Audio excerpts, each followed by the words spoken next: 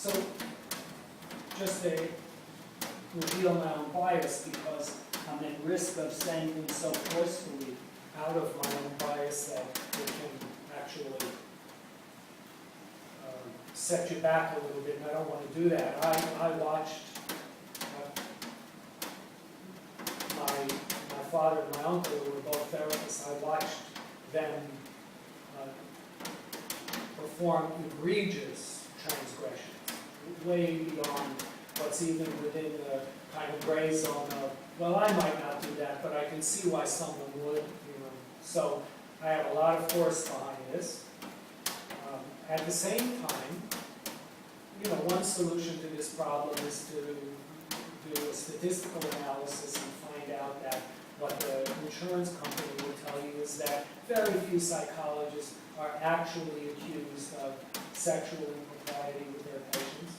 Now, I contrast that with hearing today that fully 20% of all women on college campuses, presumably a relatively well-educated and one hopes fairly enlightened group of people in our society, fully 20% of them experience some kind of sexual assault during their time in college, presumably again a safe environment. So now, you know, just because I had a patient once who took her 3 years to finally tell me that she had a sexual relationship with a previous therapist, and about another 3 years before she was willing to report it to anybody. He was eventually had his license, but he wasn't a psychologist. So, I don't know. All I know is it's very hard to talk about our own psychopathic compensations. That's what I know. And that it's a project for us not to do what so many guild and institutional organizations do, which is neither to cover for each other or to find scapegoats whom we can expel so that the rest of us don't have to understand what drives this. It's what drives it that's important. It's those times when the therapist's need for recognition, admiration, valuation, centrality, superiority, over lordship takes over in the process. And that's not being acknowledged or recognized. So how we set up collegial arrangements where we can do that, I don't have an answer for you. I'm only at this stage interested in illuminating the dynamics of how this happens. And if our attitudes about power and what it means to be powerful and how we carry ourselves as powerful, you know, a lot of therapists have the problem that the patient says, but you're great, you're wonderful, you're so powerful. Oh no, please don't. You know, Kohut said, don't do that. Idealization is good, healthy, necessary. It allows for a mature alliance to develop. You and me together. We're in this together. I remember years ago when I was the director of the summer workshop one year, and Ron Robbins was a member of the faculty, and the two of us went down to play some ping pong downstairs in this open space. And Ron brings his own paddle, but he said, yeah, we'll just go back and forth. We're going back and forth. These two young kids come by and they're watching us play, and they're snickering and elbowing each other. And those of you who know Ron Robbins, you know, he looks like me, except he's got this kind of scraggly beard. And finally he says, oh, well, one of you guys want to play? And they said, yeah, sure. Oh, yeah, we'd love to. And the next thing they know, they're like, because he's whacking the ball and he's coming. He wasn't doing that with me because I can't play like that. He's a serious player. He used to play with Marty Reisman. Those of you who are old enough to remember Marty Reisman. He was ranked 300 in the nation. I was thrilled. Right? This is my friend Ron, wiping up the floor with these young guns. That's my friend. Right? That's how idealization works as a joint experience of positive regard. It's great. Love it. Except for the part of you wanting to murder the kids. But that's from another theologian. Okay, so that's what I have to say. And now I'm interested to hear 15 or 20 minutes. Whatever you'd like to say, or a question you'd like to ask, or comments you want to make, it's all good.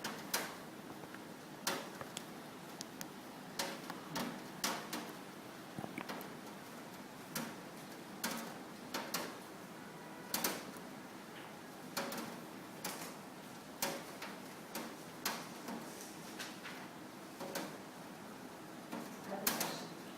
So how do you manage this person's, you're about to deflate this person's ego and drop him into this pool of humiliation. So how do you manage what happens? I have a very interesting way. I won't recommend this to you. My way is that I sit there and I think I have to say this now to this person, and I get myself geared up, and I think, oh, I'm sure I'm going to have a reaction. And then I take a deep breath and I say this thing I want to say, and they look at me and they say, yeah, you said something like that about 3 weeks ago. And I realize that I have unconsciously already made the intervention, and somehow they've absorbed it, and they're working with it. So I have to assume from that that you didn't cause, what Ron calls the paranoid puff, you know. How could you say, you're talking to me? How could you say that to me? That can't. And I do get that sometimes, I imagine you will.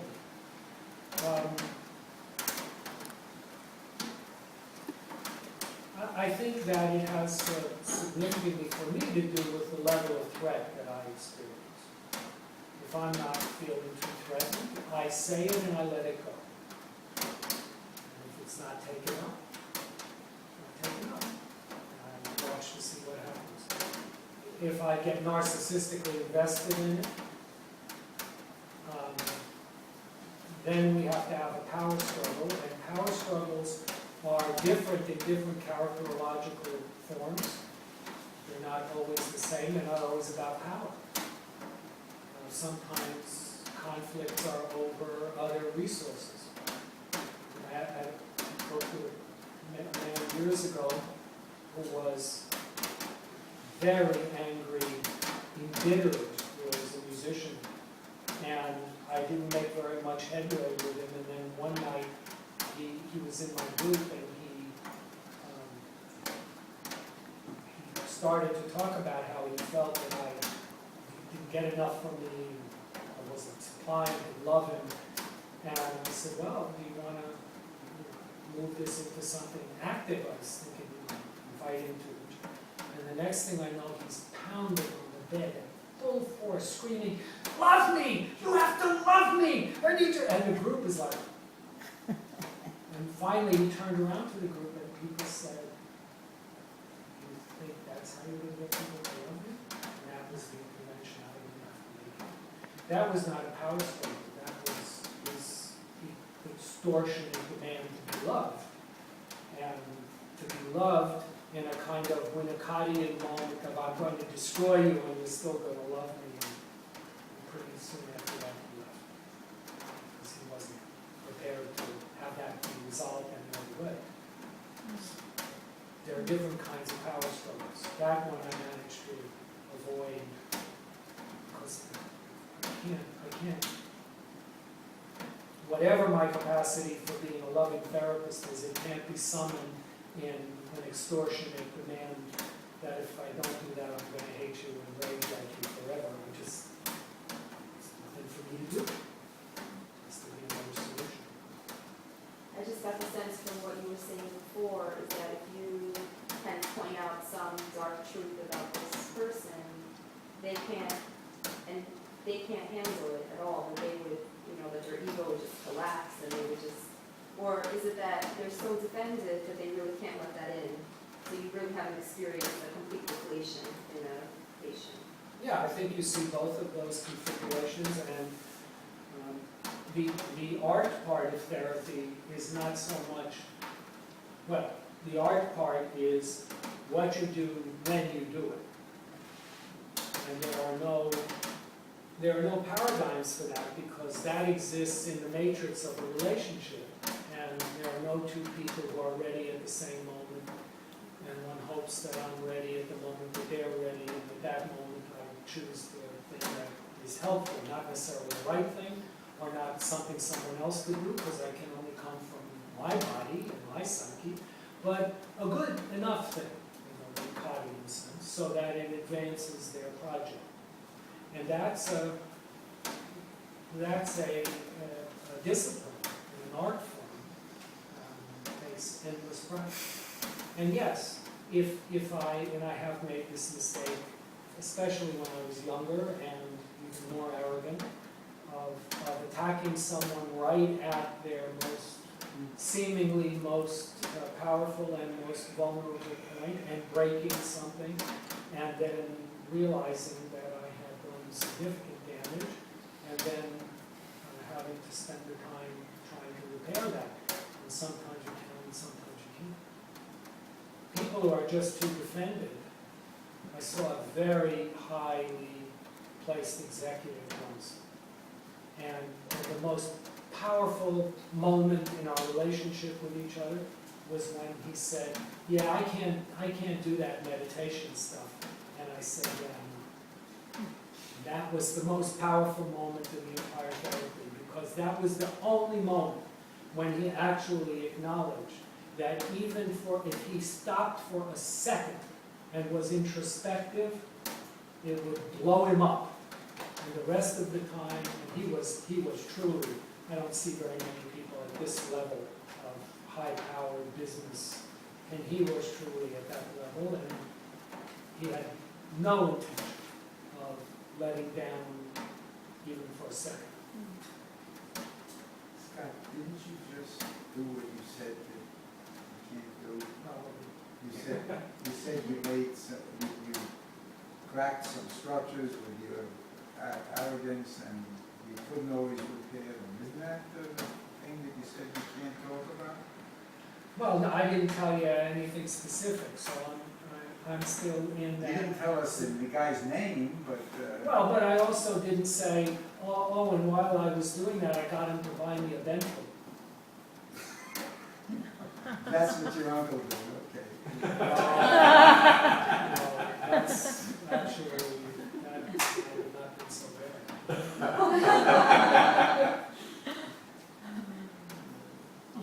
I was curious, when you said to Larry, I can't watch it, you can't do I didn't say I can't watch it. or I'm not gonna participate. Well, how did he receive that? He accepted it. He then went ahead and married her, really against significant advice. How did he receive you're not clued within the He said, yeah, I get that. I can see, Okay. yeah. And he has continued. And so he's in this very awful position. He's still my patient. He's in a very awful position of revealing to himself over and over again in kind of micron thick sheets of revelation. They're about that, how actually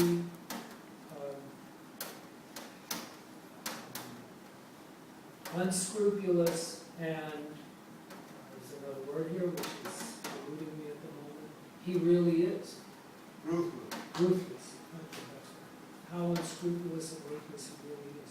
And so he holds that mirror to himself and tries to hold on to it, and it shakes and it rattles, and then he finds a way to drop it, and I pick it up and I say, well, you've shared this with me, so now I'm going to send it back to you. And he says, yeah, what am I going to do?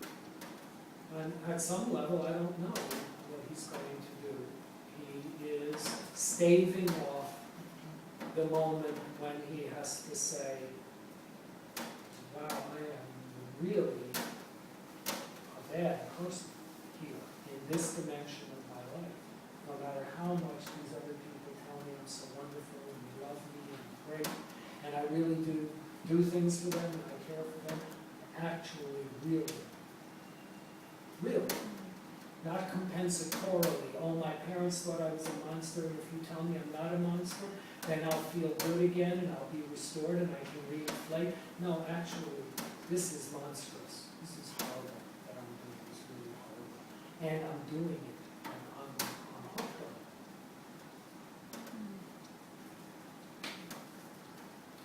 my supervisor presented a different case, one of the vignettes where I spoke to him about it, and he said to me, he looked at me and he said, he doesn't, he's not a bioenergetic therapist, and he doesn't, not only that, but he works really in a very different dimension of the therapeutic process altogether.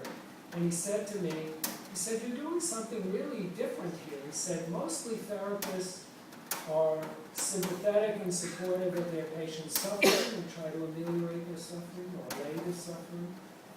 And they present them kind of with the facts of the situation, and then they watch to see what they do with it. He said, you're actually issuing this man a reproach. So by a different patient. A reproach. He said, that's really very interesting. He didn't say, like, you can't do that, you're a therapist. Therapists are never supposed to reproach you. He just said, that's different. And he's got me really thinking about this, and what it means, and how dangerous it is, and what's the basis, and on what grounds when does a person accredit me to do that? And do they ever, and what does it mean? But it's a different intervention.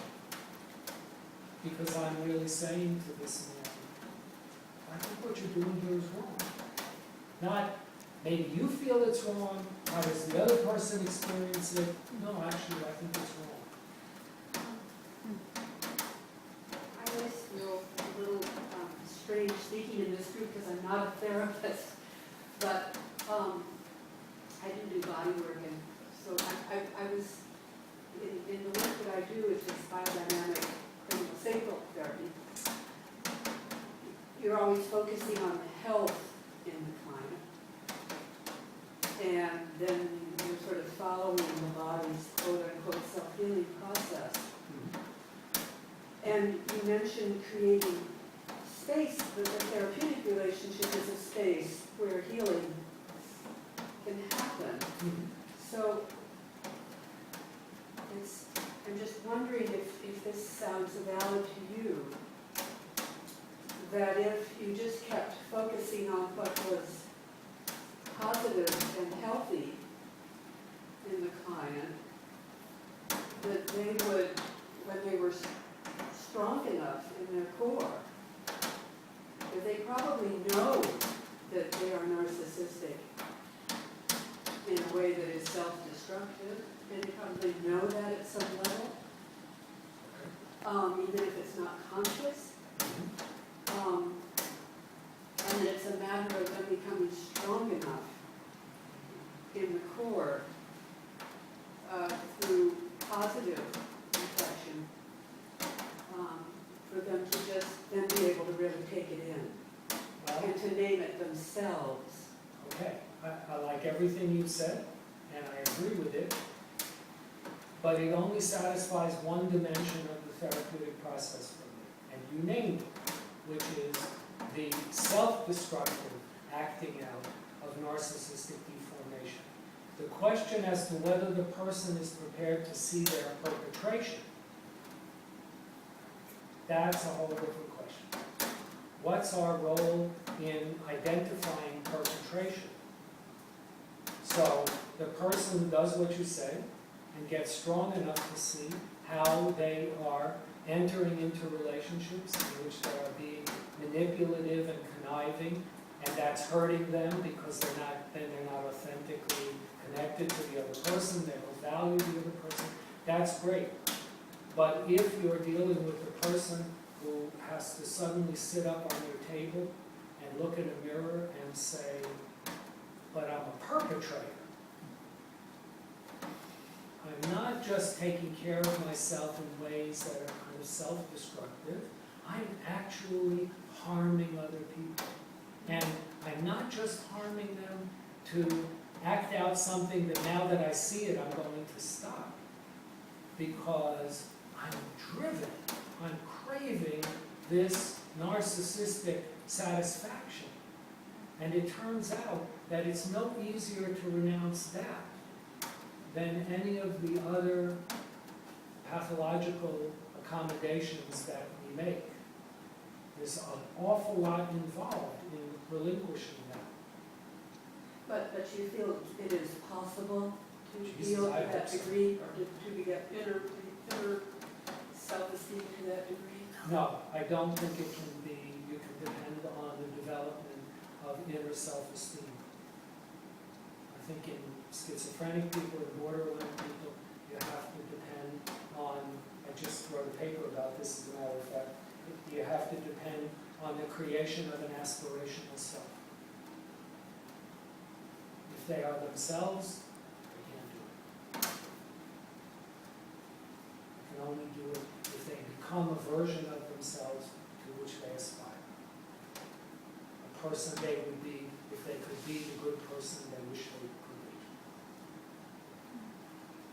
That's what I believe, that's been my experience. I wrote about it from a very personal standpoint because I've wrote about it for Voices, which allows you to do that. I'm not saying it's true of everyone, but that's been my experience, and I've had some feedback from people that that's theirs as well. Can you say a little bit more about this? About the aspirational self, sort of like The art I wrote, it's fairly brief because Voices articles tend to be brief. The title of the article is Living the Two-Person Identity. It has a subtitle, which I leave off.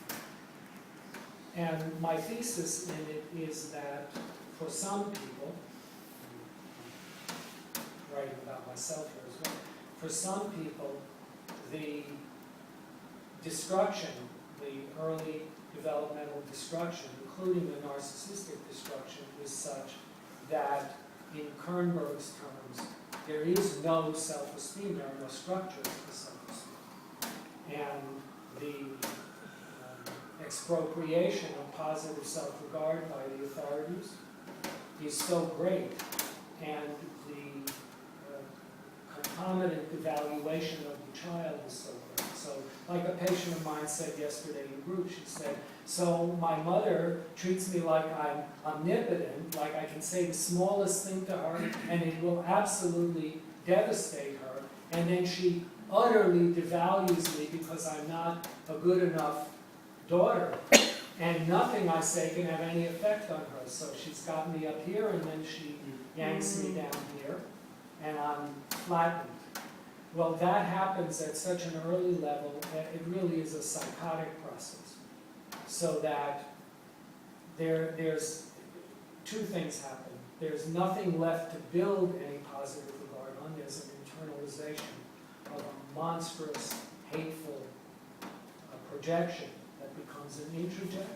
But then there's also a 4-year-old child who actually, if he could murder his mother, he would. Not the fantasy of, boy, if I could just get rid of this woman for a minute, boy, I'm so enraged with her, if I could just... No, actually, if I had even the smallest window of opportunity, I would actually do it. That's a change in intrapsychic reality. So what happens over time is that in therapy, that person, if they're willing, and I've worked with some people who've been willing, comes to recognize the limitations of what's possible on that deep structural level. And yet, they have a conscious, somatopsychic, cognitive, spiritual intention to be a person that they could have been had that not happened. And they can construct that person. Now that person doesn't have the durability and the inner organization that people have when they can do what you're describing. But to work with someone who can't do that and keep telling them, now if you just get strong enough, I have a patient like this who's therapist, you work on, you'll get through this, and he will not. I mean, it's not my place to say what will happen in the future, but we've been working together for 25 years. He works hard all the time, every session, between sessions. I don't think that's available to him. But what is available to him is knowing that here's the person that I want to be, and so I'm going to live like that person to the best of my ability. How many of us therapists who become therapists because we have a core feeling that we're not enough as human beings, can avoid being perpetrators in the sense that we can't acknowledge that we're not doing an adequate job, and we continue for 10 or 20 years with the patient. That is the $64,000 question. I just, when you say perpetrator, it's, That's the big question. If you go through this process and then you reach a point where you say, well, given who I am, I really can't do this, but this is really the only thing I know how to do, and it's the only thing I've managed to organize in my life from which there are any narcissistic supplies. How the fuck do I do it? I don't think there are that many therapists actually who end up in that place. There are a lot of therapists who end up in the place of rationalization and self-indulgence. Many more who end up in that place who aren't saying why they're doing that. but there's still kind of potentially perpetrating something. They're definitely perpetrators. So we live in a world of where power is really valued. Seems to me the psychopathic people who make it into therapy are failing at their psychopathy. Their grandiosity is not working for them. There's tons of people whose psychopathy is Yeah. why they're rich and famous, or whatever it is. Or Dons in the mafia, Or- absolutely. That we support that. I'm always interested in the people that are not making it to therapy. I agree. And Yeah, I think that, what people conventionally say is that those people never go to therapy. Well, The Sopranos is pretty good evidence that that's not true. well, they don't go to therapy because of their psychopathy. It might be something else, Right, right? exactly. Somebody leaves it. I had a young guy a number of years ago. He's a very good-looking guy, and he said, I was going out with this girl, and she broke up with me. And I remember walking down the street with her when she broke up with me, and I said, "What? You're breaking up with me? What are you talking about?" And he laughed. He thought it was, then he realized it was true, and he completely fell apart Yeah, from that. yeah. To me, it's a mistake for us to make it as a generalization. The brilliance, as a therapist, the brilliance of The Sopranos is the utter failure of the analyst. This was a horrific mistake. There's no recovery from that mistake. It almost gets her killed. And you see the playing out of it is brilliant because the supervisor gets just those she's working with this, impossible psychopath. Meanwhile, you're sitting with a stone cold murderer. You really have to know what you're doing if you're sitting with somebody like that. And she did not. So, yes, I think I'm arguing for a stepping away from our own prejudice about psychopathy and psychopaths and starting to treat it as an element of human process. It's going to be there to some extent in most, if not all, of our patients. And occasionally it's going to be the predominant organizing structure, and then it's going to depend on how that gets lived out. And what it does for us to be with somebody like that, what the gratifications are in that.